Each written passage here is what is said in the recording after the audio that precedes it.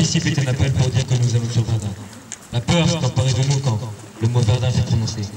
Car ce nom suffit à créer l'effroi. Verdun. C'est un massacre. Ce n'est pas la guerre. Ce n'est plus la guerre. C'est l'enfer. Sera-t-il toujours le même? Cela fait maintenant 2 ans que Charles a quitté ce maudit jour où il est parti à la guerre. Depuis, le manque est devenu une habitude. La peur de ne jamais le voir revenir me hante.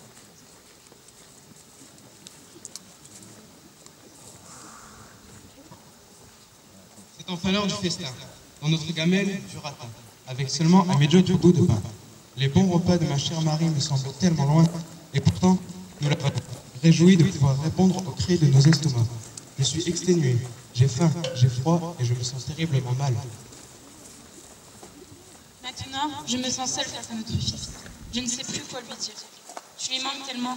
Il veut son papa. Cette guerre me détruit chaque jour. Ma chérie, je ne me sens plus homme parfois. Je ne sais même plus comment je m'appelle. Au milieu des explosions et des balles, la seule chose en quoi je crois encore, c'est en Dieu. Il n'y a plus que lui au monde pour me protéger. Quand il est revenu si rapidement à l'automne 1915, on a eu du mal à le croire, la famille et moi-même, quand il nous a décrit les conditions dans lesquelles il vit la guerre. Je me souviens tant du jour, pendant sa permission, où nous nous étions promenés avec lui, où il m'avait offert ce mouchoir qui m'aide chaque jour à garder espoir. Je l'ai toujours sur moi. Cela peut paraître stupide, mais c'est tout ce qui me reste de lui. Pourtant, il n'y a presque plus son odeur, mais je garde toujours sur moi. Le voyage est long. Je vois les lumières dansantes dans le ciel. Ce sont les obus qui arrosent Verdun. C'est beau et horrible en même temps. Quelle sensation! Nous serons bientôt au-dessous. Paul ne veut plus aller à l'école. Il pense tout le temps que son père pourrait revenir d'un moment ou à un autre. Et il l'attend, chaque soir, à l'entrée, pensant qu'il reviendrait. Et moi, j'ai toujours cette peur en moi, que je n'exprime pas. La peur qu'il ne rentre pas. Au début, je me sentais en sécurité dans cette tranchée. C'est idiot, mais cette sorte de chemin de terre me faisait me sentir à l'écart de cette horreur. J'ai compris que c'est le chemin direct vers la mort. J'aimerais que la guerre s'arrête. Je me mets à pleurer. J'ai peur pour la première fois de ma vie. J'ai peur de mourir. Charles avait le sourire aux lèvres quand il m'a offert cet obus qu'il avait travaillé avec patience dans sa tranchée. Est-ce qu'il s'est simplement rendu compte que cet objet me tuait intérieurement? Comment un objet si joli peut-il être si meurtrier? Je ne parviens pas à croire que je puisse tuer comme un animal. Qu'est-ce que j'ai sur le visage? Du sang? De la boue? Je ne sais pas. Je ne reconnais plus les... Je vais écrire une lettre à Marie. Je vais essayer de la faire. Mais que vais-je bien pouvoir lui dire? La nuit, je me lève. Les étoiles ne me réconfortent plus. Je regarde ma boîte à souvenirs, les souvenirs de l'homme que j'aime, qui n'est plus là. Parfois, j'ai l'impression que c'est mon tour. Et finalement, ça touche le soldat à côté de moi.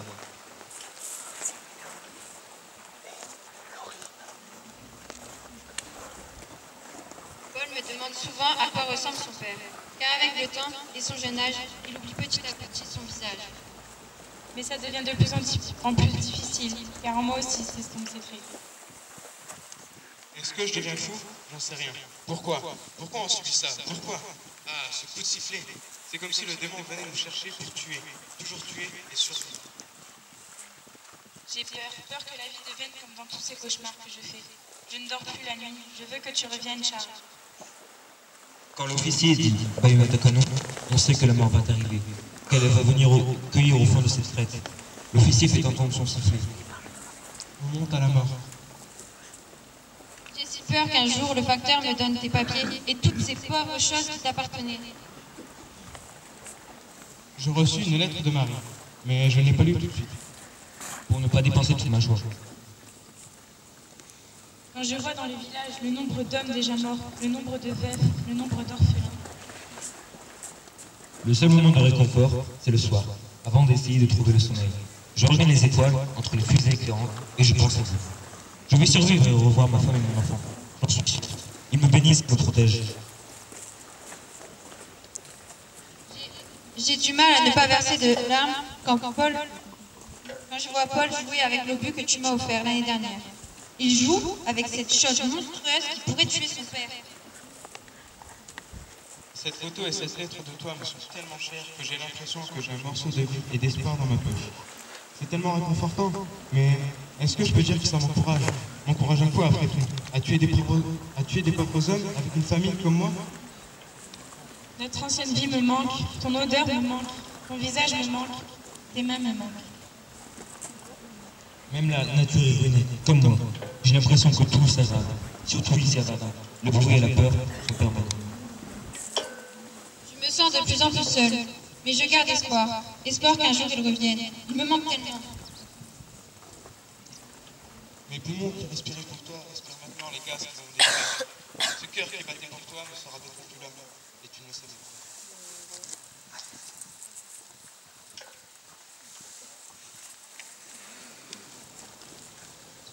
On apprend à l'école ce qu'ils ont vécu. Leurs témoignages sont impressionnants.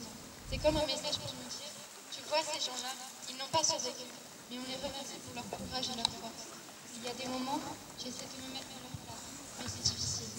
J'espère que j'éprouve beaucoup de tristesse, beaucoup de chagrin, de la peine, en pensant à ces années-là. C'est important de se souvenir de la Grande Guerre, car nous avons encore beaucoup de choses à apprendre de la vie. En entendre parler, en cours, ça m'a amené à m'intéresser à ce qu'avaient vécu les hommes et les femmes de 1918.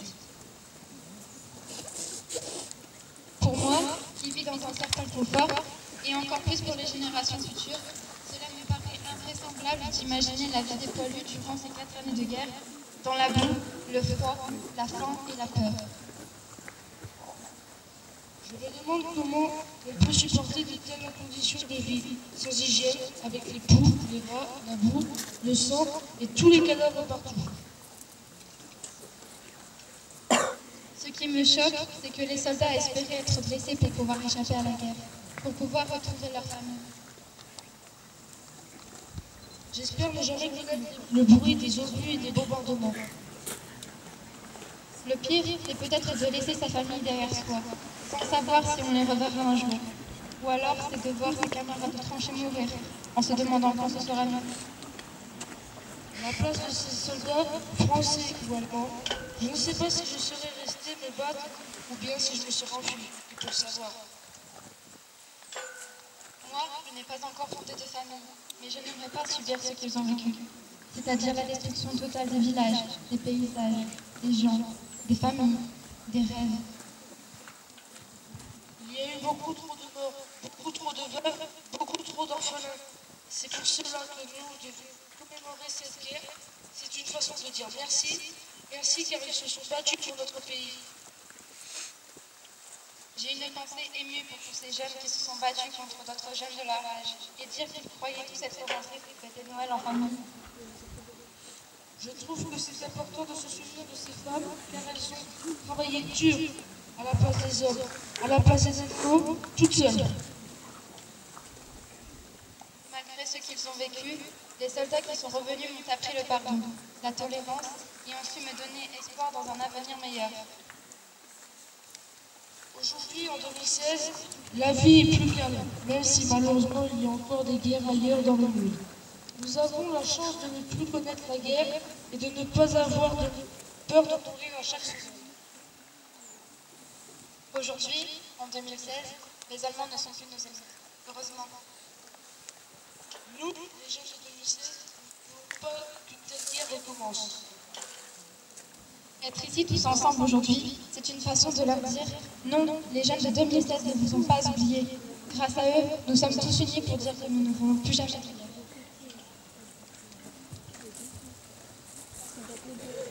Non, on a pas vu la